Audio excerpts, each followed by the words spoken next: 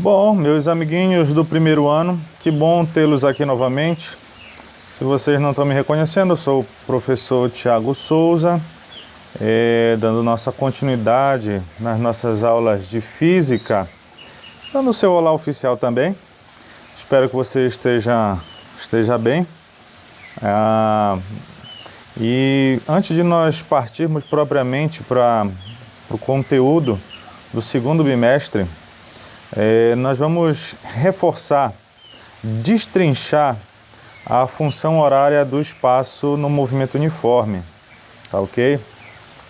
Não esqueça de dar aquela lida no livro didático. Você está tendo aula, tá? Por mais que pareça não ser normal, mas teoricamente, como estudante, você teria que estar estudando, pesquisando.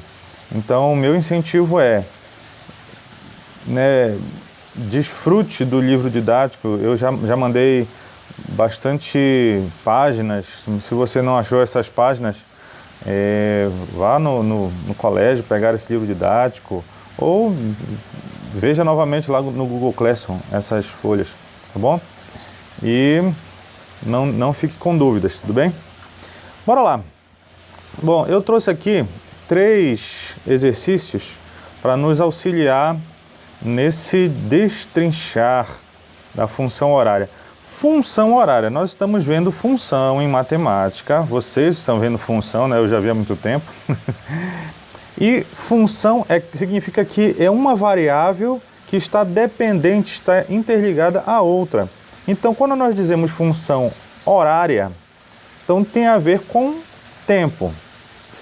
E no caso do movimento uniforme, é uma função horária do espaço, ou seja, uma posição que está em função do tempo, ou o contrário, né? O tempo que está dependendo da posição, do espaço, no movimento uniforme. E nós temos a função horária, que no caso é essa aqui, correto?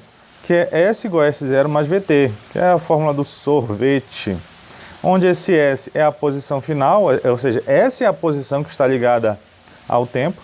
Temos uma posição inicial, que vai ser necessariamente uma constante.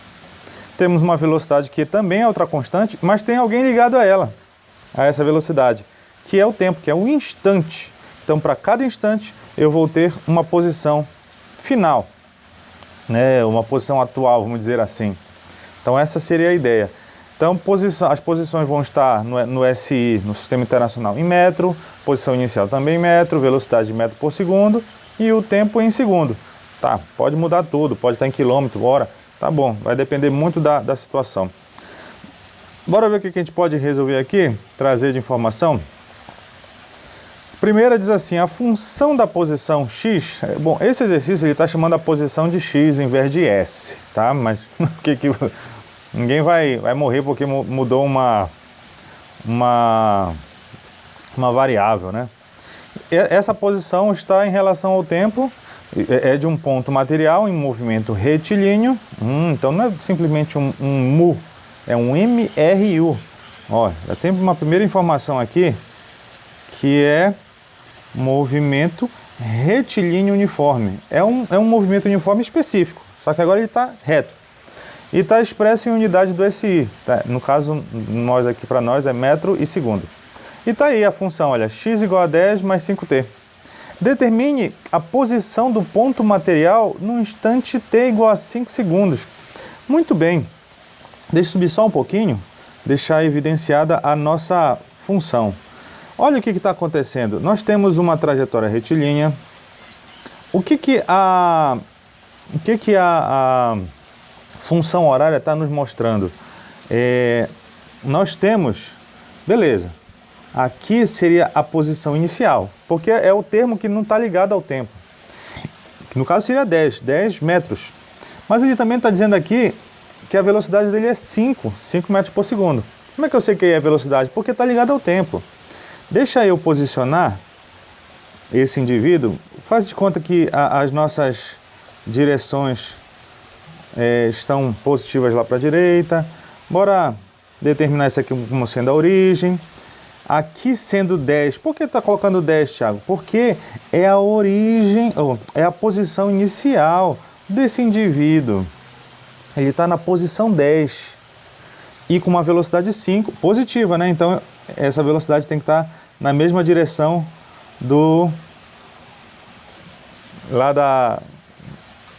para onde nós determinamos a direção positiva da trajetória. Certo? É isso que a função horária está dizendo. Ele tem uma posição inicial no 10 e velocidade 5. Só que é interessante. Beleza, já dá para esconder a equação. Quando passa 1 segundo, sabe onde é que ele está? Ó, eu vou jogar o tempo valendo 1 segundo lá na equação. Deixa eu apagar aqui. Se eu fizer esse tempo valendo 1, então vai ficar 10 mais 5 vezes 1. Bom, 10 mais 5 vai dar 15. Olha só, quer dizer que em 1 segundo, sabe onde esse indivíduo está? É na posição 15. Deixa eu colocar ele aqui de novo. Então, ele está na posição 15. Isso em 1 segundo. Sabe por quê? Porque a velocidade dele é 5 metros por segundo. Significa que, olha, 5 metros por segundo. Ele anda 5 metros em 1 segundo. Passou 1 segundo, ele andou 5 metros. Ele estava no 10, foi pro 15. Certo? Beleza. Essa seria a ideia. E aí, em 2 segundos? Bom, em 2 segundos ele vai andar mais 5. Então ele vai estar no 20. Então, percebeu que de segundo em segundo ele vai acrescentando 5, 5, 5. Isso significa 5 metros por segundo. Beleza, mas não é isso que ele está pedindo. Ele está pedindo onde é que ele está no instante 5. Beleza, então bora usar a equação horária. S igual a 10 mais 5t.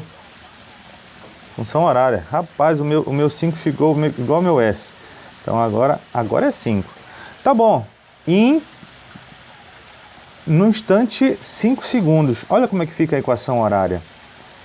S igual a 10 mais 5 vezes 5. Isso aqui é a nossa letra A, né? Então 5 vezes 5 dá 25. Com mais 10, 35. Então ele vai estar na posição 35. Muito fácil, sem problema nenhum. Ninguém tem que se matar. Só isso que vai acontecer. Passou 5 segundos, então 5, 5, 5, 5, 5. Né? Ele anda 5 metros por segundo. Letra B. O instante em que a posição do ponto material é 50. Ah, agora ele deu a posição e quer saber o tempo. Beleza. Ó, como é que acontece? A função é essa aqui, olha. 10 mais 5t. Na letra A, ele deu um instante e queria a posição. Na letra B, ele tem a posição e pede um instante. Beleza, sem problema. A posição 50. Bora trocar isso. Tá? Agora ele está na posição 50. Em que momento isso acontece? Percebeu como é que é? Lá eu tinha o tempo. Troquei o tempo. Ó, troquei o tempo. 5 segundos. Aqui ele quer a posição. Tá bom, então troca a posição. Bora fazer aqui, equação do primeiro grau aqui, tá? Não tem que se enrolar aqui. Então, o 10 está somando, ele passa subtraindo. Então, por que ele não passou, Thiago? Tá aqui, passou subtraindo.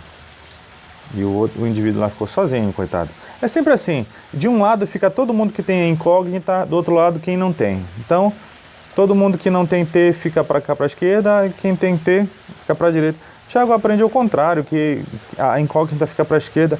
Dá na mesma, é uma igualdade. Se você fizer assim, os dois continuam sendo iguais. Então aqui ficou 50 menos 10, dá 40, que é igual a 5t. Bom, eu quero t, então eu vou passar esse 5 dividindo. Por que ele passou dividindo? Porque ele está multiplicando. O 5 está multiplicando com o t. Ele passa dividindo.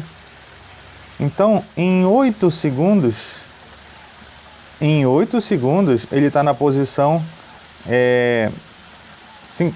50, né? Isso mesmo. Beleza? Bom, ele pede ainda o gráfico posição versus o tempo. Ele quer que eu monte o gráfico da função correspondente a essa função. Muito bem. Bom, deixa eu colocar aqui, aproveitando a equação, a função é S igual a 10 mais 5t. Bora relembrar como é que a gente monta uma função do primeiro grau.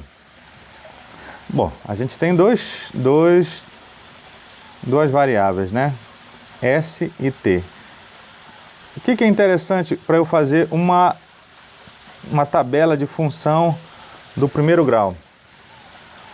Eu, um momento faço uma das incógnitas valer zero e no outro momento eu faço a outra valer zero. E vejo, preciso só de 2 pontos. É assim que nós montamos uma equação, uma função, o gráfico de uma função no primeiro grau. Beleza, quando S for zero, olha como é que vai ficar o nosso cálculo na função, tá? Então, S valendo zero. Beleza? Passo o 5t para lá, ele passa negativo. E agora esse menos 5 está multiplicando com o 10, passa dividindo. Então aqui ficou menos 2, tá? Beleza? E agora o contrário, eu faço o t valendo zero. Com o t valendo zero, é S igual a 10 mais 5 vezes zero. 5 vezes zero dá zero. 10 mais 0, 10. Beleza.